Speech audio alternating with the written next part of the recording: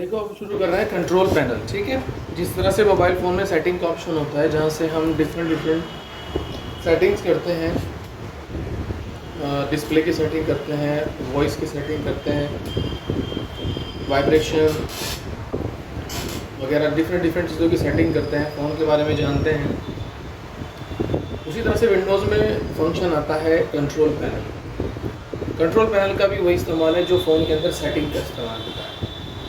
Right, control से मतलब होता है कंट्रोल करने के लिए, नियंत्रण करने के लिए, और पैनल का मतलब होता है एक तरह का फेस, इसमें बहुत सारे बटन्स नियंत्रण करने के लिए दिए गए हैं। राइट, इसके बारे में पहले ही बता चुका हूँ। तो देखिए, जैसे कंट्रोल पैनल में हम जाते हैं तो यहाँ पर कंट्रोल पैनल मिलता है, इसको डेस्कटॉप पे ले आते हैं, ये रहा मिल गया, ओपन किया तो कंट्रोल पैनल में बेसिकली ये 8 ऑप्शन हमें दिखाई देते हैं। ये system and security, network and internet, hardware and sound, programs, user account and family safety, appearance and personalization, और क्लॉक लैंग्वेज रीजन, और ईज ऑफ एक्सेस। ठीक है, ये एक्चुअली मेन हेडिंग्स हैं जो ग्रीन कलर में दिख रहे हैं, ये मेन हेडिंग्स हैं, और ये हमें बताते हैं कि इस ऑप्शन के अंदर किस तरह की सेटिंग्स हैं।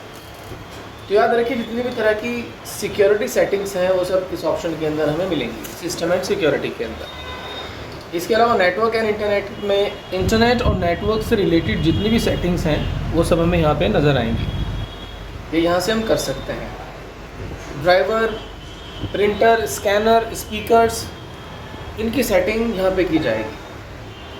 प्रोग्राम्स एक ऐसा ऑप्शन होता है जहाँ पर इंस्टॉल प्रोग्राम को देखा जाता है, कौन कौन से प्रोग्राम्स या कह लीजिए कौन कौन से सॉफ्टवेयर्स इंस्टॉल हैं, और यहाँ से हम उन्हें अनइंस्टॉल भी कर सकते हैं। राइट, यानी कि स्टेटस चेक करने के लिए, और दूसरे नंबर पे अनइंस्टॉलेशन करने के लिए किसी सॉफ्टवेयर की।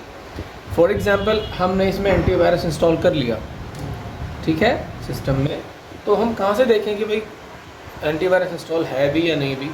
तो प्रोग्राम्स में जाके हम देखते हैं, वहाँ पे लिस्टेड हो जाता है, और अगर हमें वहाँ से रिमूव करना हो तो प्रोग्राम्स में जाके ही रिमूव करते हैं।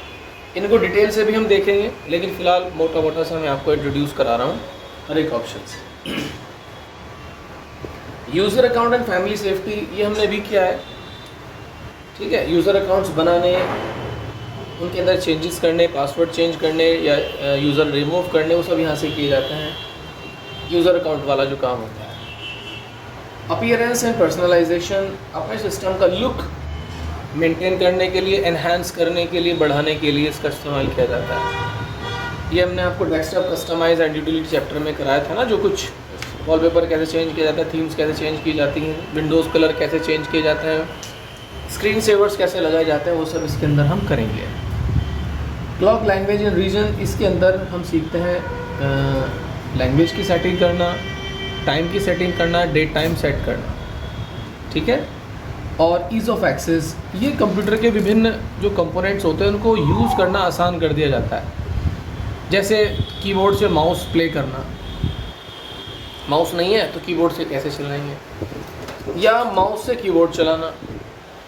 ठीक है, माउस की स्पीड फास्ट कम करना, राइट क्लिक को लेफ़्ट क्लिक कीजिएगा, लेफ़्ट क्लिक को राइट क्लिक कीजिएगा, क्योंकि दो तरह के लोग होते हैं ना, लेफ्टी भी होते हैं कुछ लोग, उनका लेफ़्ट हैंड चलता है, तो वहाँ से हम इनकी सेटिंग कर लेते हैं। ठीक है, तो आइए एक एक करके हम समझ लेते हैं। सिस्टम एंड सिक्योरिटी के अंदर जैसे कि हमने कहा था, सारे के सारे ऑप्शन जो हैं वो सिक्योरिटी से रिलेटेड होंगे। लेकिन एक चीज़ और ध्यान रखना, जब तुम नोट्स बनाओगे तो मैं यहाँ स्पेशल लाइन कहूँगा कि इसका इस्तेमाल इसलिए किया जाता है, बस उसी को अपने नोट्स में बना लेना। जो लिखने वाली बात होगी मैं ऐसे बोलूँगा और आप उसे लिख लेना। ठीक है, पहले तो समझा दे रहा हूँ, इंट्रोडक्शन दे रहा हूँ। एक्शन सेंटर एक एप्लीकेशन सॉफ्टवेयर होता है विंडोज़ के अंदर, ये सभी विंडो में होता है, विंडोज़ 7, 8 एंड हर जगह होता है ना। इसका इस्तेमाल होता है कि सिक्योरिटी से रिलेटेड हमें नोटिफिकेशन देना, जैसे विंडो एक्सपायर हो गई है तो एक्टिवेट कराएं, ठीक है, कोई डिवाइस अगर हमने USB डिवाइस लगाई तो उसका मैसेज फाउंड न्यू हार्डवेयर ऐसे करके। तो सिक्योरिटी एंड वायरस से रिलेटेड जो भी मैसेजेस होते हैं वो हमें एक्शन सेंटर प्रोवाइड कराता है। ठीक है, देखो यहाँ पर इसका आइकन भी बना हुआ है, ये रहा, देख रहे हैं ना। हाँ, जैसे ही कनेक्ट होगी पावर, ये कहेगा कनेक्ट द पावर। जैसे बैटरी लो होगी तो बैटरी लो का मैसेज हमें देगा। तो सिस्टम की सिक्योरिटी से रिलेटेड मैसेज हमें कौन प्रोवाइड कराता है? Action centre. नोट्स में लिखेंगे एक्शन सेंटर एक सॉफ्टवेयर है जो कि सिक्योरिटीज़ इशू या प्रॉब्लम इशू डिफरेंट टाइप के हमें मैसेज देता है, उनको सॉल्व कराने के लिए प्रोवाइड गाइडलाइन भी देता है कि ऐसा कर लीजिए वैसा कर लीजिए। विंडो फायरवॉल ये भी एक ऐप और सॉफ्टवेयर होता है, ये सिक्योरिटी के लिए होता है। लेकिन किस तरह की सिक्योरिटी के लिए होता है? देखिए यहाँ पे आइकन में ही हमें समझ आ रहा है, इंटरनेट दिखाई दे रहा है और एक दीवार दिखाई दे रही है। दीवार का मतलब होता है सुरक्षा। ठीक है, तो फायरवॉल भी विंडोज़ के अंदर एक सॉफ्टवेयर होता है जो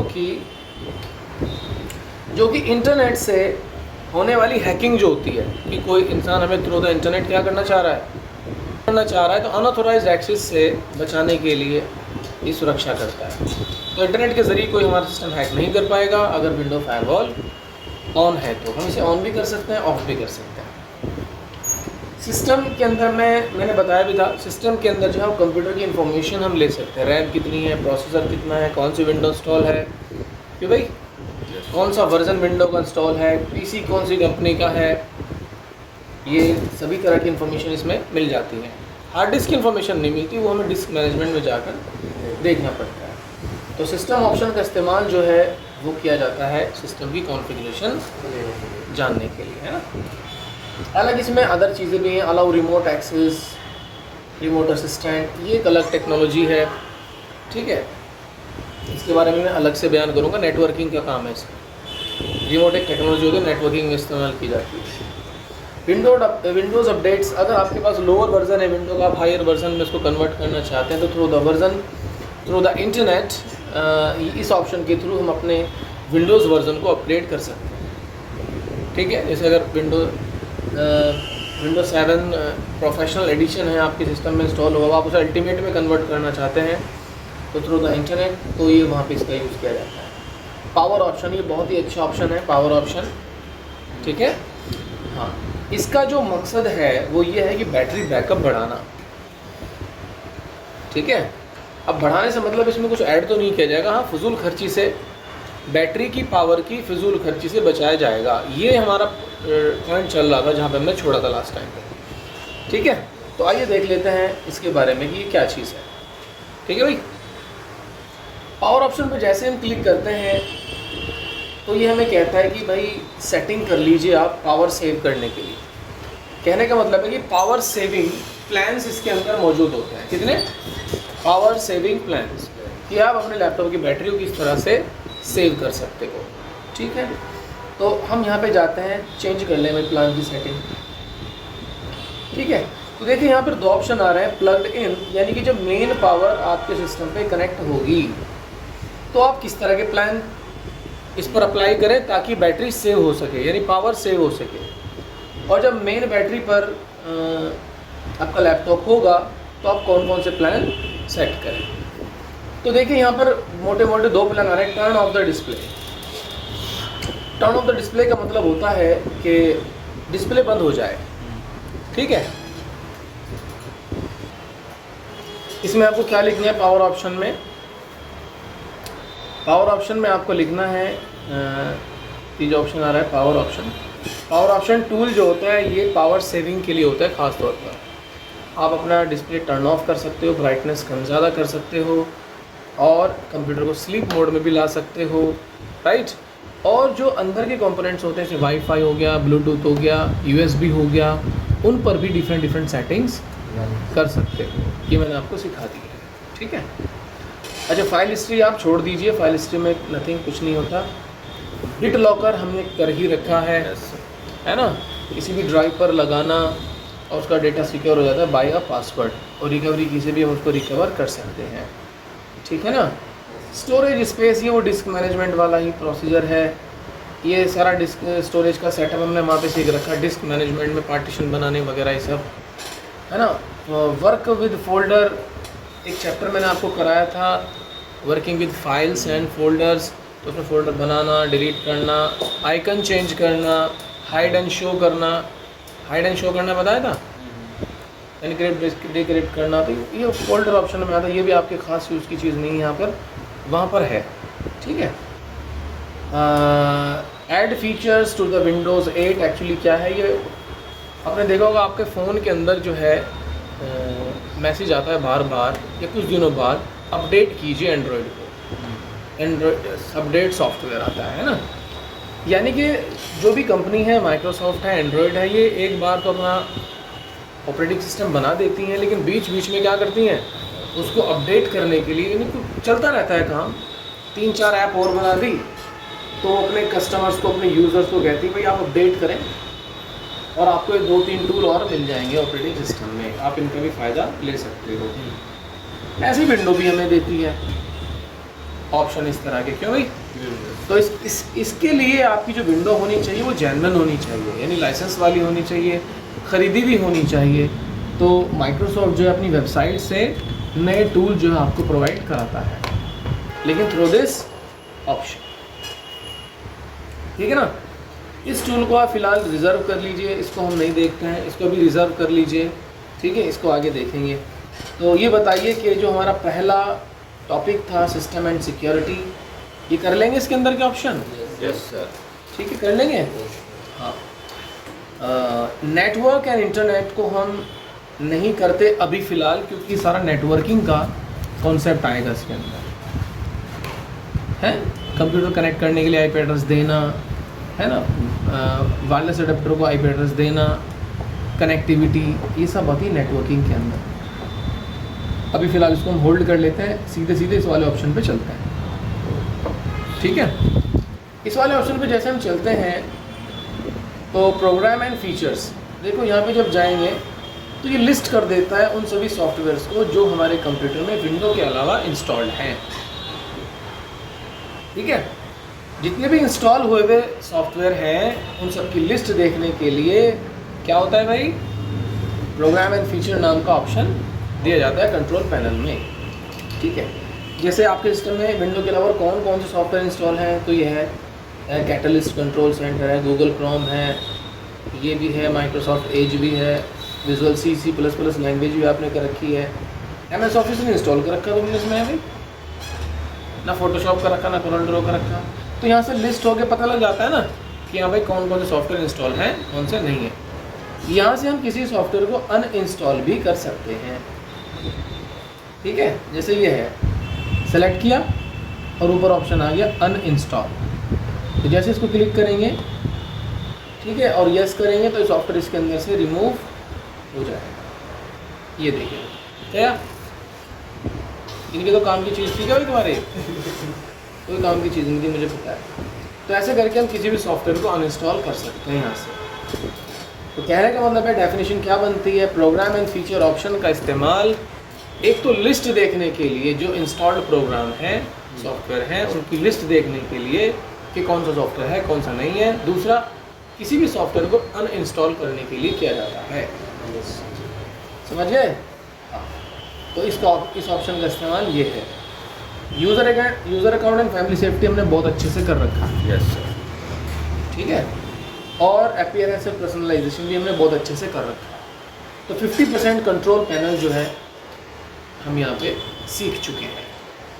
ठीक है, user and account family safety बहुत बार किया है भाई, तुम नहीं है? यूज़र बनाने, डिलीट करने, पासवर्ड चेंज करना, नाम चेंज करना, फिर नया यूज़र क्रिएट करना, वो सब हमने यहाँ पे सीखा है यूज़र अकाउंट में। फैमिली सेफ्टी में हमने लिमिट्स लगाना सीखा है, क्यों भाई?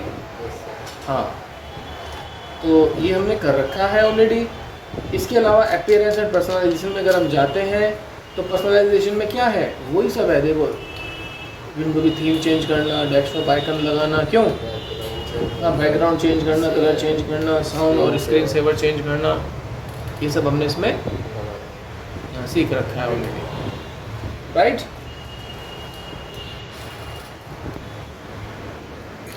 देखिए, इसमें एक अगला ऑप्शन है user account and family safety. हालांकि इस चैप्टर को हम कंप्लीट कर चुके हैं, लेकिन यहाँ से हम नए यूज़र्स बना सकते हैं। जैसे ये ना, अभी ये मोहित एडमिनिस्ट्रेटर है तो उसका पासवर्ड चेंज कर सकते हैं, नाम चेंज कर सकते हैं, ठीक है। इसके अलावा हम नया अकाउंट बना भी सकते हैं, जैसे यहाँ पे जाके add new PC, add new account, और उसका पासवर्ड, ये सब चीज़ चेंज कर सकते हैं। तो user account and family safety के अंदर हम यूज़र्स को मैनेज कर सकते हैं। फैमिली सेफ्टी ऑप्शन के अंदर हमने परमिशन लगाना सीखा था, लिमिट लगाना सीखा था, टाइम लिमिट, क्यों?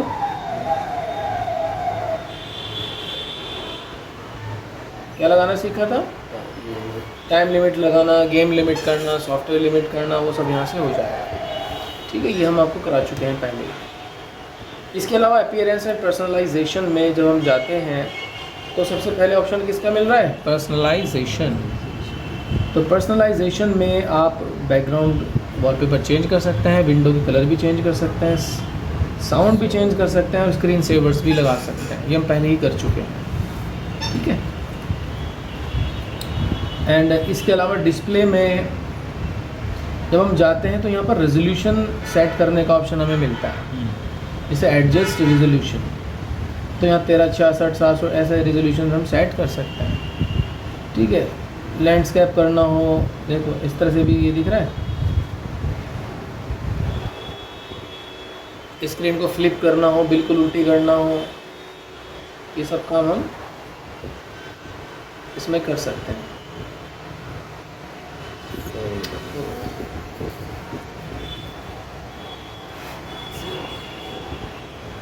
कुछ समझ आया? हमने क्या किया, पोर्ट्रेट कर दिया इसको। पोर्ट्रेट एक स्थिति होती है, दिख रही है। फिर से वही करना है जैनवन, तो फिर से क्या कर देंगे, लैंडस्केप कर देंगे और इसको अप्लाई कर देंगे। ओह, कैसे हो गई? लैंडस्केप फ्लिप्ड करिए हमने इसको, है ना। करना क्या है, इसे फिर से रिवर्ट कर दो। तो अगर हमें टास्क बार को ऑटो हाइड करना है तो क्या करते हैं भाई, देखो ऑटो हाइड हो रहा है ना, जैसे ही एरो यहाँ पे आता है फ़ौरन निकल के आता है, ठीक है। ये भी स्टाइल है, आप अपीयरेंस के स्टाइल हैं। अच्छा, इसके अलावा और क्या कर सकते हैं, ऑटो हाइड के अलावा अगर मैं हटा देता हूँ उस पर से चेक, तो फिर ये परमानेंट ही यहाँ पे आ जाएगा। ऑटो हाइड से हटा दिया, अभी गायब नहीं होगा, ठीक है ना। और एक चीज़ और देखो, अगर मैं इसको थोड़ा बड़ा करना चाहूँ, ये देखो, तो इतना बड़ा भी मैं इसको कर सकता हूँ। छोटा करना चाहूँ, ये टास्क बार जो था छोटा भी कर सकता हूँ।